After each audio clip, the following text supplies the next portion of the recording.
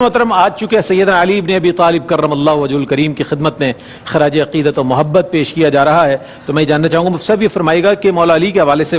آتا ہے کہ آپ ایک عظیم صحابی رسول ہیں، تو صحابیت کا جو درجہ آپ کو حاصل ہے یہ بہت بڑا منصب ہے امت میں، اگر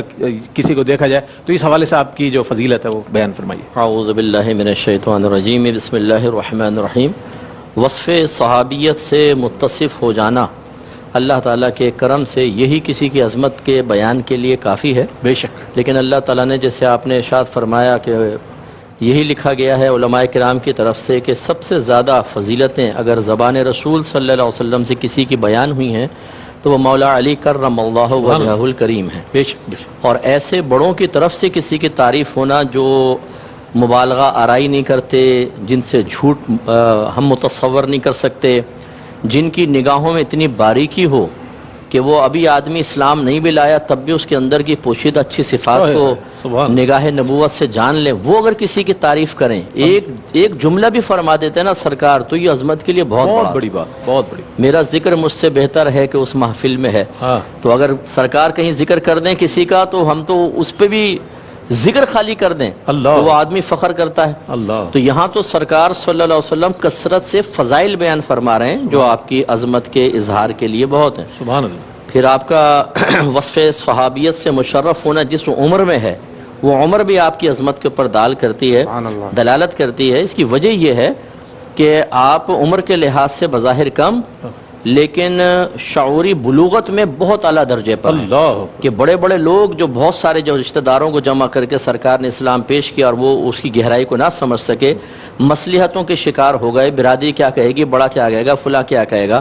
اور ایک چھوٹا بچہ جو عمومی طور پہ اگر بچوں سے آپ کچھ کہیں تو کہتے ہیں اچھا امی ابو سے پوچھ کے بتاتا ہوں، یا اس کو خوف ہوتا ہے کچھ کر دوں گا تو گھر سے مار پڑے گی اور ایسا ہوگا۔ لیکن جب سرکار نے 2 یا 3 دفعہ ان کے سامنے اسلام پیش کیا اور کوئی بھی کھڑا نہ ہوا اور ہر مرتبہ مولا علی کرم اللہ وجہہ الکریم کہتے تھے میں آپ کی بیعت کروں گا، تو سرکار نے آپ کو آگے بلایا اور قیامت تک کے بچوں کے لیے اور میں صحیح بات یہ کہ بڑوں کے لیے بھی ایک بہترین رول ماڈل بن گئے۔ سبحان اللہ۔ اسی طریقے سے اگر آپ کی عظمت تعلق کے اعتبار سے دیکھیں تو آپ جن کے داماد ہیں، اگر مردوں کی طرف سے دیکھیں تو سید الاولین والآخرین، اور اگر خواتین کی طرف سے دیکھیں تو بی بی خدیجہ الکبریٰ رضی اللہ تعالی عنہا جو سیدہ فاطمہ کی بھی والدہ ہیں اور خاتون اول ہیں، اتنے زبردست مقام۔ اور پھر آپ کی شادی حضرت عمر فاروق کہا کرتے تھے کہ 3 خصلتیں ایسی ہیں علی کی جو اگر مجھے ایک بھی مل جاتی نا تو میں اس کو دنیا وما فیہا سے بہتر جانتا۔ ایک تو یہ کہ اللہ تعالیٰ نبی کریم صلی اللہ علیہ وسلم نے ان کی شادی اپنی صاحبزادی سے فرمائی، ایک وہ غزوہ خیبر کا آپ نے بیان فرمایا، ایک جو غالباً غزوہ تبوک میں جو چھوڑ کر گئے سرکار، وہ ایک تیسرا مجھے صحیح ذہن میں نہیں،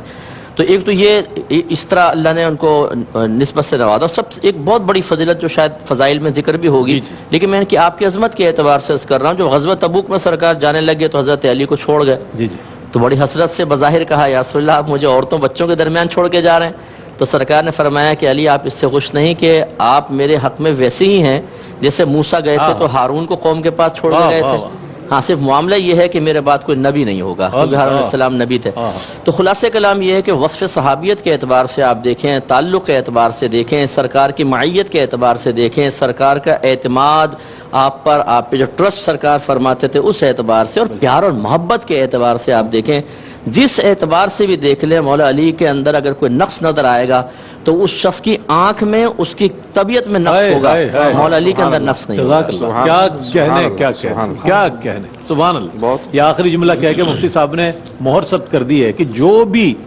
مولا علی کے حوالے سے تھوڑا سا بھی اس کے دل میں اگر کوئی بات ہوگی تو اس کے دل میں کوئی خرابی ہوگی، آنکھ میں خرابی ہوگی، مولا کائنات کا وصف جو ہے ورع الورع ہے۔ سبحان اللہ۔